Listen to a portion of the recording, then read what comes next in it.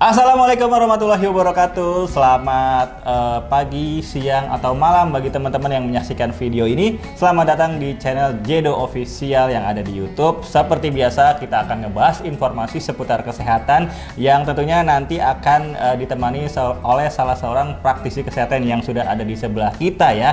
Tapi sebelum kita memulai dengan topik yang nanti akan kita bawakan, jangan lupa untuk like dan subscribe channel kami. Jangan lupa nyalakan juga lonceng notifikasinya ya, biar ketika ada video baru teman-teman mungkin langsung ada notifikasi atau pemberitahuan ya. Dan jika ada pertanyaan seputar masalah kesehatan, langsung tulis di kolom komentar ya. Nanti kita akan bantu jawab dengan Ibu Yohana yang sudah ada di sebelah kita ya Bu ya.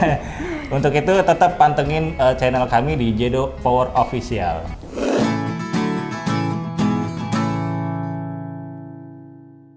Nah, di video kali ini kita akan ngebahas satu penyakit yang sebenarnya masih nyerempet sama video kemarin ya. Kalau kemarin kita udah ngebahas tentang penyakit jantung. Nah, kali ini kita akan ngebahas satu penyakit yang sering banget juga dialami sama masyarakat Indonesia, yaitu stroke ya.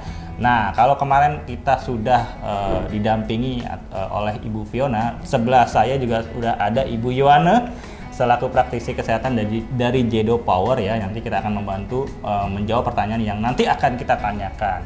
Nah, sebenarnya penyakit stroke ini bisa dikatakan adalah penyakit yang ketika orang terkena itu mungkin hampir setengah hidupnya mungkin menjadi tidak berarti ya, karena ketika orang terkena stroke hal yang paling utama yang dialami adalah entah kelumpuhan atau mungkin kesulitan berbicara, intinya menghambat yang namanya aktivitas keseharian kita gitu. Kalau dari secara medis nih Bu, sebenarnya pengertian dari stroke itu sendiri apa sih Bu?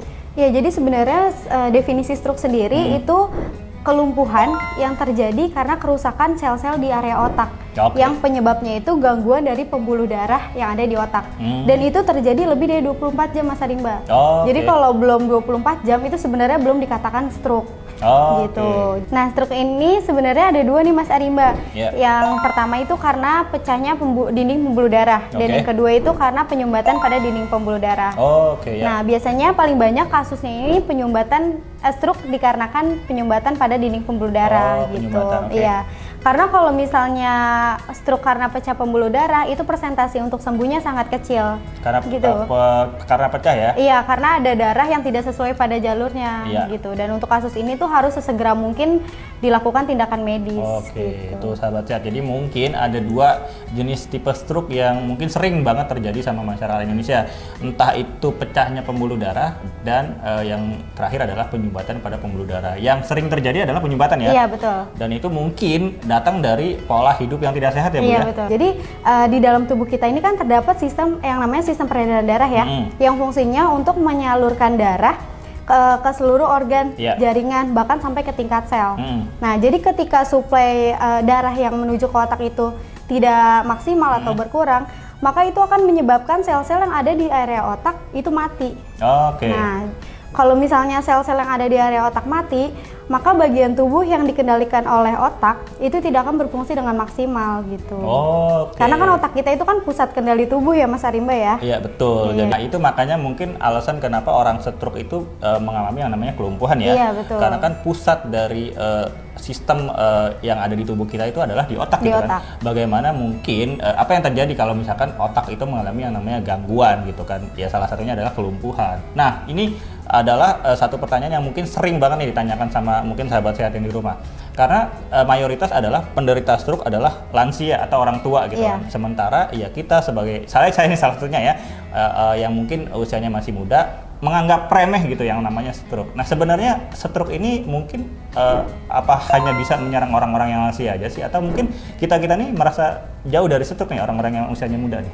Jadi sebenarnya itu nggak sepenuhnya benar dan nggak sepenuhnya juga salah gitu ya. Nah, karena walaupun usia itu menjadi faktor resiko dari terkenanya stroke ini, namun faktanya udah banyak nih Mas Arimba yang terkena stroke walaupun usianya masih di bawah 65 tahun gitu. Jadi sebenarnya stroke ini bisa menyerang siapa saja gitu. Memang kalau misalnya kita udah di usia 45 sampai 50 tahun itu lebih meningkatkan resikonya. Karena kan mobilitas organ tubuhnya sudah melemah dan juga pembuluh darah kita udah kurang elastis gitu ketika di usia 45 sampai 50 tahun. Makanya lebih meningkat resikonya gitu. Oke, jadi tuh sahabat sehat, meskipun sebenarnya ya yang lansia pun sebenarnya lebih banyak ya peluangnya untuk terkena penyakit stroke. Betul. Tapi yang muda-muda nih juga tidak menutup kemungkinan nih bisa terkena penyakit stroke. Nah, ini sebenarnya ada juga nih satu anggapan katanya menusuk jarum ke jari ya hingga berdarah itu bisa mengatasi atau mengobati yang namanya stroke. Itu benar gak tuh, Bu? Sebenarnya memang ada metode yang menusukkan jarum ke jari itu bisa mengobati stroke gitu ya. Tapi tetap aja nggak bisa sembarangan ditusuk nih Mas jarinya gitu. Karena ada beberapa mungkin yang titik-titik yang kita nggak tahu ya. Iya betul, jadi memang harus ada titik-titik yang tepat gitu seperti titik akupuntur dan itu juga harus dilakukan oleh yang ahlinya. Iya betul. Jadi oleh yang ahli, terus juga peralatannya harus sesuai gitu. Daripada mungkin ada hal-hal yang tidak diinginkan ya Bu ya. Iya betul. Tetapi memang metode ini juga masih dilakukan penelitian lebih lanjut sih Mas Arimba. Lebih baik mungkin ya amannya ya jangan dilakukan gitu kan, meskipun ada beberapa yang sudah mengalami bisa sembuh ya. Tapi jangan sembarang melakukannya karena kita nggak tahu tuh titik-titik mana yang mungkin bisa berpengaruh atau bisa berpengaruh untuk mengobati yang namanya stroke gitu kan. Nah, sebagai masyarakat awam nih, saya sendiri mungkin nggak tahu nih kira-kira aktivitas apa yang mungkin sebenarnya bisa menjadi penyebab dari stroke gitu. Mungkin kadang-kadang kita melakukan aktivitas fisik atau aktivitas apapun ya, seperti makan, istirahat yang kurang, yang tanpa kita sadari sebenarnya bisa memacu stroke. Sebenarnya ada nggak penyebab yang mungkin bisa menjadi faktor dari munculnya penyakit stroke itu? Faktor penyebab ya? Kalau faktor penyebab tentu ada Mas Arimba. Jadi untuk faktor penyebab terkena stroke ini ada dua, yang bisa dirubah dan tidak bisa dirubah. Gitu. Yang tidak bisa dirubah tuh seperti usia, jenis kelamin, terus ras atau etnis, dan juga riwayat keluarga. Keturunan gitu. Iya betul.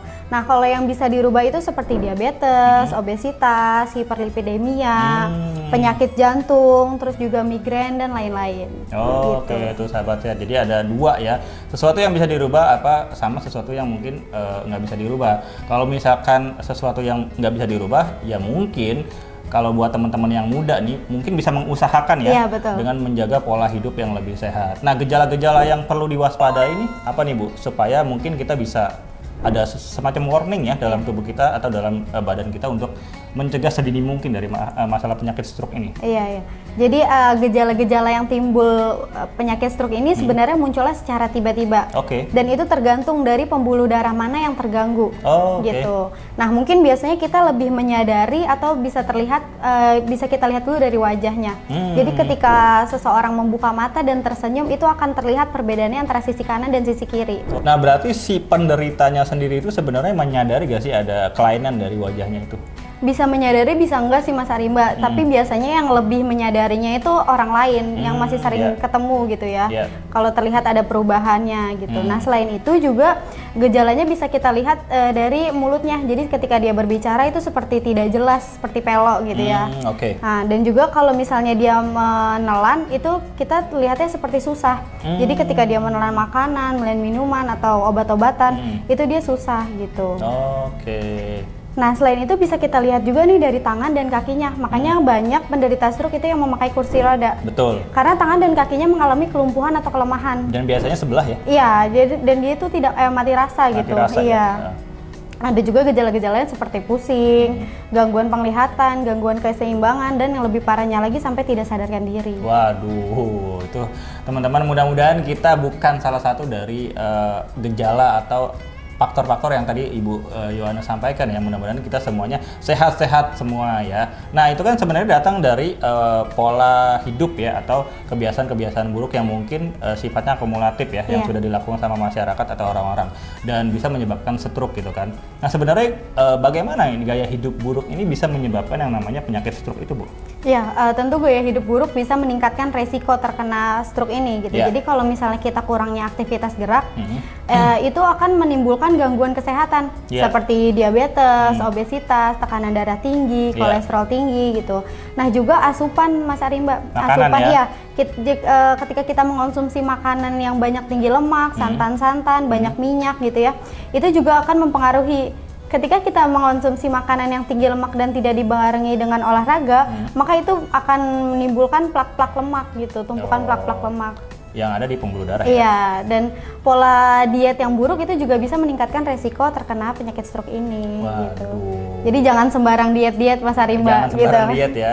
Tentunya harus dengan konsultasi dokter juga betul. ya sebelum memulai yang namanya diet. Nah itu teman-teman ya. Jadi tadi kita udah ngobrolin tentang masalah penyakit stroke dan efek-efek yang mungkin, gejala-gejala yang mungkin muncul dari penyakit stroke tersebut. Salah satunya adalah kelumpuhan tadi itu. Ketika kita udah mengalami hal tersebut ya, kelumpuhan, terus sulit berbicara, mungkin bisa dikatakan sudah hampir sia-sia ya Bu ya, hidup kita ya Bu ya, karena sudah di kursi roda dan bukan cuman kita saja yang merasakan dampaknya, karena orang-orang sekitar terdekat pasti merasakan orang juga. sekitar atau anak, istri juga pasti akan mengalami yang namanya kesusahan tadi karena kan mereka jadi kerepotan gitu ya ngurusin kita gitu kan. Betul.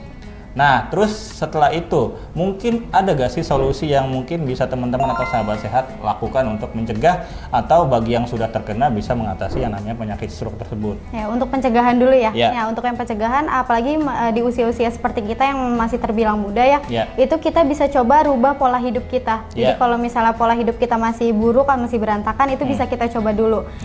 Kayak misalnya kita melakukan aktivitas gerak dulu yang biasanya tidak pernah gitu ya. Ini bisa dimulai dulu. Itu intensitasnya nggak perlu yang langsung berat, bisa dari ringan sampai sedang dulu. Dan itu durasinya 15 sampai 30 menit itu cukup. Seperti berjalan, berenang gitu. Karena kalau yang udah punya riwayat keluarga pun itu juga tidak bisa melakukan aktivitas gerak yang terlalu berat. Mas Arimba gitu. Nah, selain itu jika masih mempunyai kebiasaan merokok dan minum alkohol itu harus dihentikan gitu atau dikurangi dulu minimal gitu. Nah, selain itu kita juga harus menjaga pola makannya nih Mas Arimba. Jadi kalau masih yang suka mengkonsumsi makanan goreng-gorengan atau yang bersantan-santan itu harus dikurangi juga gitu. Kita beralih ke makanan yang bergizi dan bernutrisi seperti perbanyak makan sayur dan buah gitu. Itu sebenarnya sangat-sangat sederhana ya Bu ya. Mungkin ya itu bisa dilakukan teman-teman semua tuh, mulai dari perbanyak aktivitas fisik ya yang mungkin jarang banget setiap harinya olahraga ya minimal lari-lari kecil ya di rumah atau di sekitar komplek gitu kan. Terus juga kurangi yang namanya rokok atau alkohol ya. Kalau misalkan teman-teman udah rutin banget tuh ngerokok ya minimal dikurangin lah ya. Terus yang paling penting adalah perbanyak makanan-makanan yang bergizi ya, sayuran dan buah-buahan. Hindari tuh makanan-makanan yang mengandung lemak seperti gorengan atau jero-jeroan tuh. Itu memang enak ya, cuman membahayakan teman-teman semua. Nah, itu kan tadi pencegahan mengatasi stroke gitu kan. Kalau misalkan gimana kalau misalkan teman-teman udah pernah mengalami atau sudah terjadi yang namanya stroke, ada tindakan-tindakan mungkin yang bisa dilakukan? Ya, kalau misalnya yang udah merasakan gejala-gejalanya itu sebaiknya harus diperiksa sih.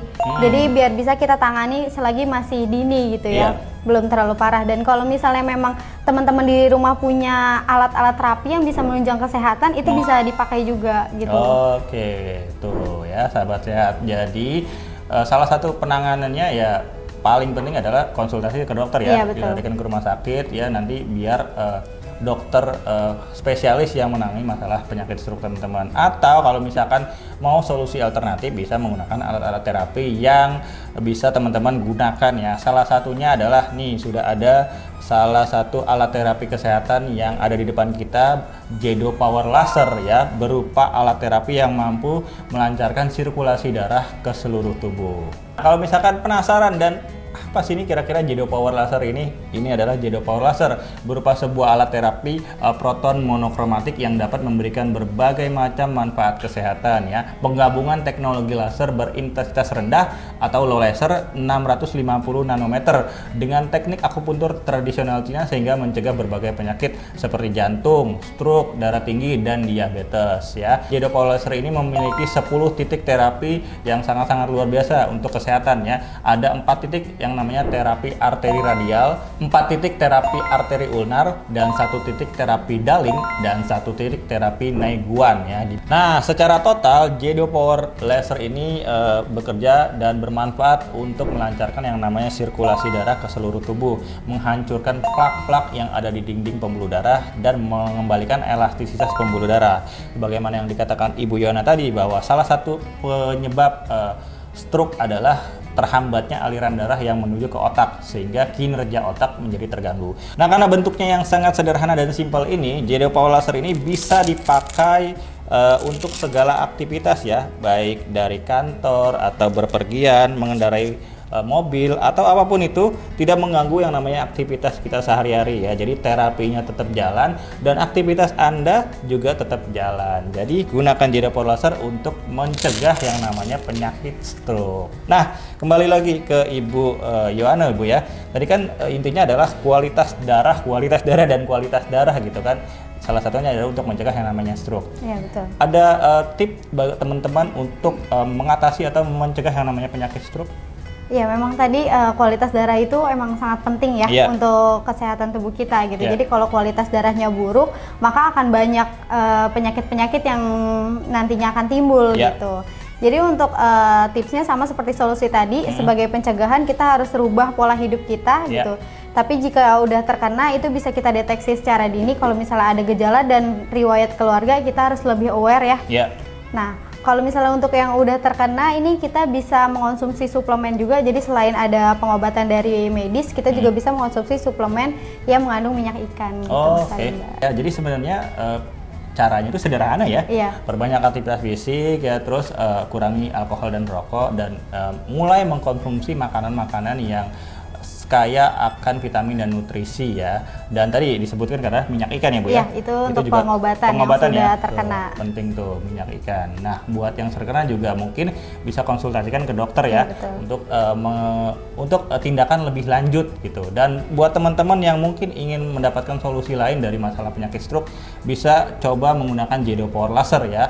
Linknya silakan klik yang ada di deskripsi ya, nanti bisa tanya-tanya dulu ya melalui via WhatsApp, atau ada link deskripsi khusus untuk pembeliannya. Langsung klik link yang ada di deskripsi ya. Nah, itu dia Ibu Yana, terima kasih untuk waktu dan kesempatannya. Kita menarik sekali ya ngomongin tentang stroke ini, dan mudah-mudahan bisa bermanfaat buat teman-teman yang menyaksikan. Jangan lupa saksikan video-video kita selanjutnya dengan tema dan topik lain yang nantinya akan kita bahas dengan beberapa praktisi kesehatannya juga yang lain juga ya.